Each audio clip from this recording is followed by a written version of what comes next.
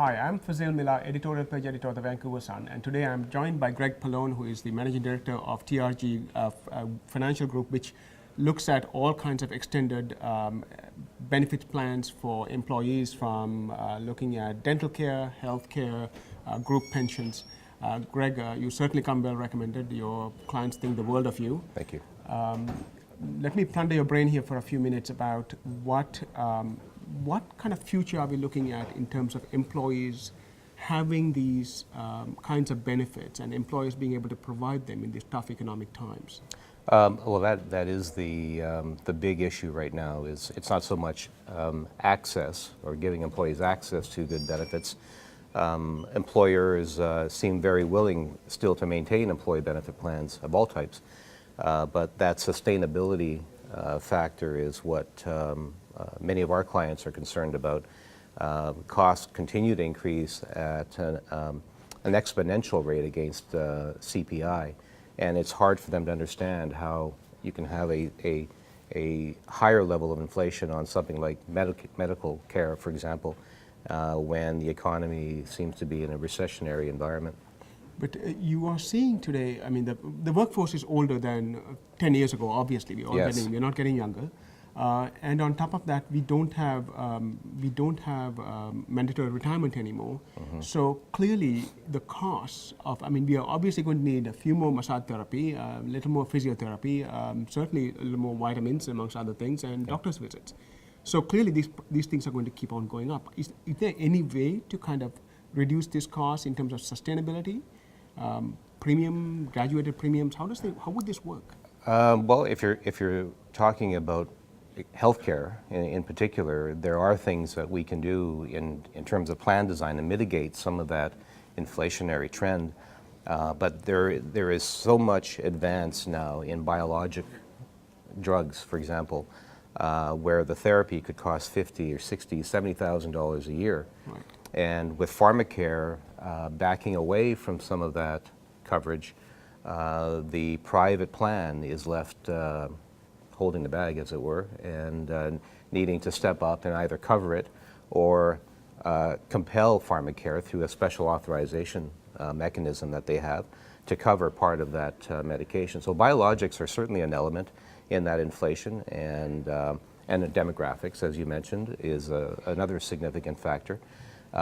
We will be much like Japan in 30, 40 years, where there are fewer workers maintaining benefits for the elderly. And so it's just putting pressure on all of Canada's social framework, including private benefits. So like now we are seeing that most people recommend, doctors too come into the conclusion that people might need a few more vitamin Bs and vitamin D and some mineral supplements. None of those things are really covered. No. And still you're telling me that the sustainability is already questionable. Is there any way that people getting older, that means should the premiums be increased by employer and employee, or should the benefits be? How would this work in terms of bringing the sustainability question? How do you create a sustainable system? Certainly, we have clients looking for ways of having employees participate in a more direct way with cost, either through cost sharing of premiums, or co-insurance levels, in other words, paying a percentage of all of their claims, and ensuring that employees are covered for those catastrophic type of claims. So there is a tendency on the part of plan sponsors to find ways to cost shift to employees. Admittedly, that is something that we discuss a lot with clients.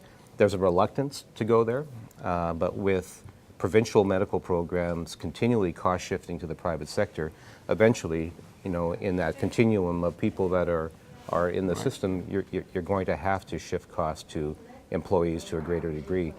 And not every organization is thinking that way. As I said, there are things that you can do within plan design to flatten that inflationary trend. And so far, we haven't had many of our clients look for ways to shift that cost to employees. But I think over the next 20 years or so, there's going to be a tendency to have employees participate more directly in those costs. What about group pensions? Are you seeing more of that? And is the cost structure of those things coming down so that you can have more people join group Well, pensions? there's never really been a problem with access to low-cost pension plans. There has been a trend away from defined benefit to defined contribution.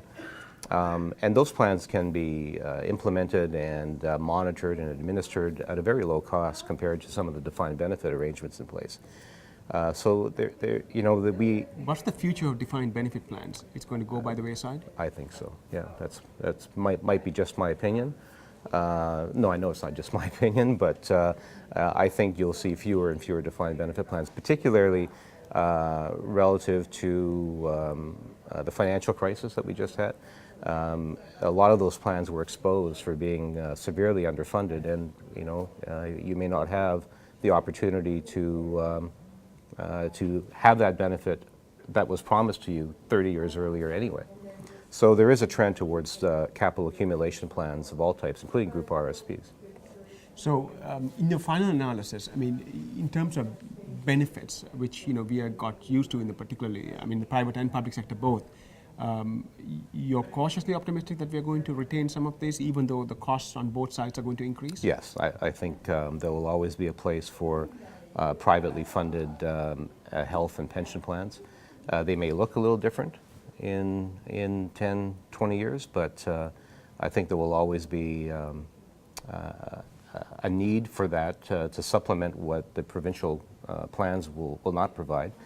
And so far, the attitude of our clients is that they want to maintain these plans for as long as possible, but they want them to be cost-effectively administered. They want them to be running very efficiently.